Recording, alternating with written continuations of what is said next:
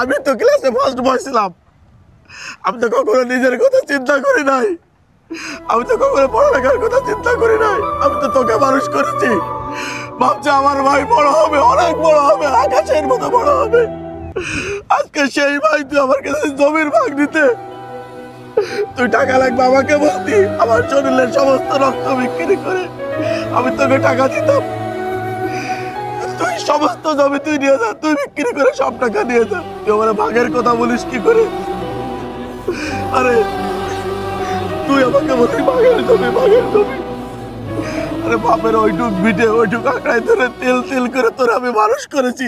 এই তোর কি মনে পড়ে না এই ছোট্টবেলায় তোকে কত কষ্ট করে আমি নিজে না খেয়ে সবটুকু তোকে খাওয়াইছি, তোর পেটে দিছি।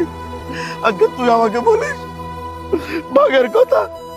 ভাগের জমি যা, পুরোটুকু তুই বিক্রি করে নিয়ে যা, আমার জমি লাগবে না, যা, আমার কিচ্ছু লাগবে না। শোনো, বাবা মা মরে যাওয়ার পরে তুমি আমার জন্য যেটা করেছ, বড় ভাই হিসাবে এটা তোমার কর্তব্য ছিল। তোমার জায়গায় আমি থাকলে আমিও সেমটাই করতাম। হ্যাঁ, তো এই নাকা কান্না বাদ দাও। এখন আমাকে জমি বুঝাই দিতে বলছি, তুমি ওইটাই করো। তোমার এই নাকা কান্না আমি দেখতে চাই না, ঠিক আছে? আচ্ছা ঠিক আছে, তোর কাগজ দিয়ে আমি সই করে দিচ্ছি। দাও।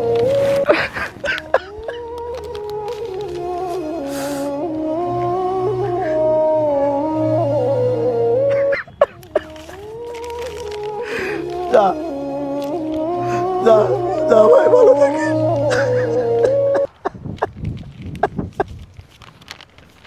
মিয়া ভাই, ভাই তুমি আমার দিকে তাকাও, আমার দিকে তাকাও। আচ্ছা তুমি থামো, আমার কথা শোনো।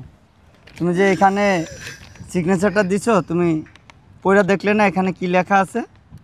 তুই নিয়ে আসছিস, এর থেকে আর বড় কিছু নেই আমার কাছে। তুই যা নিয়ে আসছিস, তোকে আমি আমার থেকেও বেশি বিশ্বাস করি।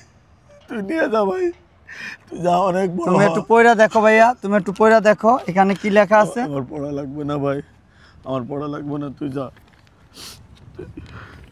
যা, ভালো থাক ভাই, দোয়া করে ভালো। আচ্ছা ভাইয়া শোনো, আমি তোমাকে বলতেছি, ঢাকায় আমি যে চাকরিটা করি ওইখানে আমি অনেক টাকা জমাইছি। জমায় ঢাকা আমি একটা ফ্ল্যাট কিনেছি, আর ওই ফ্ল্যাটটা তোমার নামে দিছি। এটা হলো ওইটার দলিল, ঠিক আছে?